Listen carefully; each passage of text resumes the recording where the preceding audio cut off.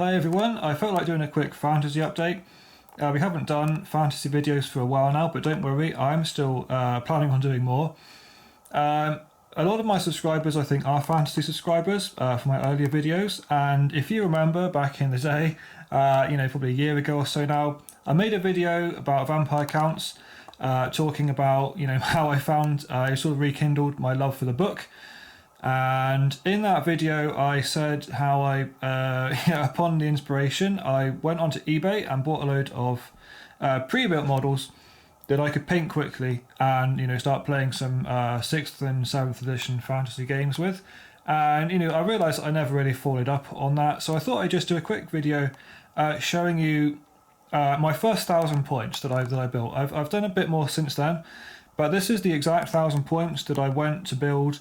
We'll buy and then paint after talking in that video. So let's go through it. Now it's actually a bit smaller than I remember it being, to be honest. I think this is the 1,000 points. I don't remember anything else, but looking at it, it does seem pretty small for 1,000 points. So what I went for in the end is a unit of 20 zombies. I just painted these with contrast paints. They're quite basic, but they're just zombies. This Necroarch vampire was a stand-in for a necromancer, so he was my necromancer. I bought him pre-painted actually. I just rebased him. Then I had these 10 black knights. Now they're not proper black knight models. They've sort of been kit bashed a little bit by somebody. So they're a bit lightly armoured. I didn't buy them barding. I felt like that was fair. Even the heavy armour it's a bit of a liberty to say they've got heavy armour, but. Still, they do the job. They look pretty good, I think. Then I've got this one cast iron vampire. Now he was my one cast iron vampire thrall. He was pretty good actually. But I took the necromancer because you still need a wizard in the army. And then my sort of main unit, I suppose. I've got, I think this is 30. Yeah, 30 skeletons with hand weapon and shields. As you can see, I went for a kind of. I wanted kind of moonlight skeletons, I guess you could say. So I went for the black spray with the white dry brush, and then gave them sort of purple cloth and bronze weapons and shields. I wanted them to be kind of dark, in contrast to something like Tomb Kings that are kind of, bleached bone, desert kind of skeletons. I wanted a contrast for the sort of gothic skeletons. I really like this vampire actually. He looks so cool on his horse there. Now, when I used this, my first game was against the Skaven, my friend Skaven. I'm fairly certain that my vampire thrall had the... Oh yes, I had a little combo actually. See, he had the Waking Death or Walking Death vampire ability, which gave him a +1 combat resolution. And I think that I had a few points left over to buy him the Biting Blade, so he was an additional... AP in close combat, so strength 5 as a vampire thrall, he's -2 base, but the biting blade made him AP -3, which is pretty good for a little hero level guy.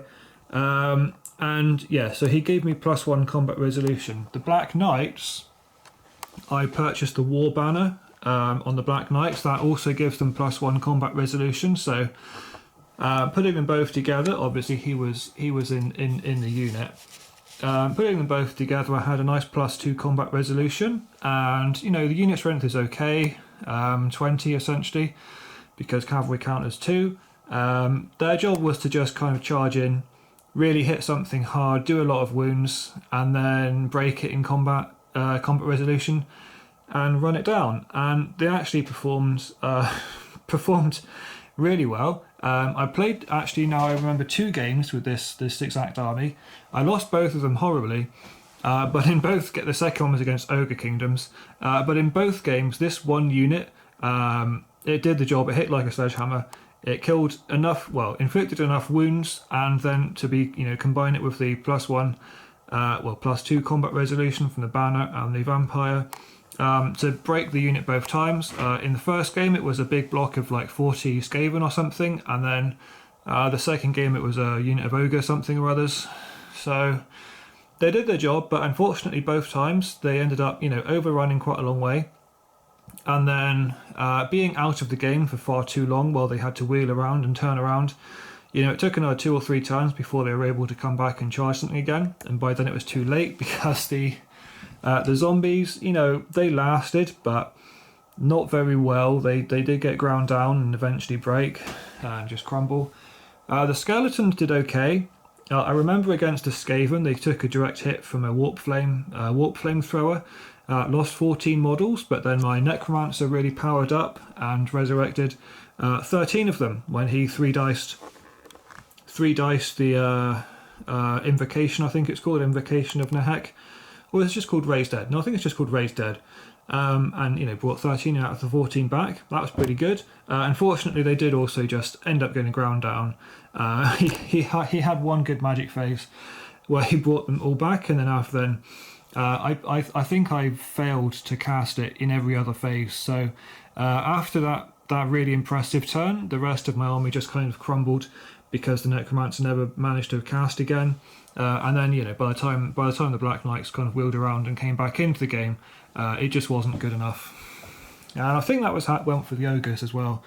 You know, they just kind of smashed the zombies, smashed the skeletons, and I think again the Necromancer just didn't raise dead as much as I'd like him to. Although I do remember being really frustrating and blocking a quite nasty Iron Guts charge by just resurrecting. There was, you know, I had my Black Knights. They'd ridden down the ogres. I think they were in combat with a giant, and they were going to flank me with their Iron Guts. But I raised a little line of skeletons, just a literal, you know, tiny line of like maybe 5 or something skeletons, and you know, blocked them so they couldn't actually charge me. So he was useful in that sense. In that game, I gave my vampire the Cursed Book, I think it's called, for a -1 to hit, because I thought, you know, ogres are weapon skill 3+, as in you know, they hit on 4s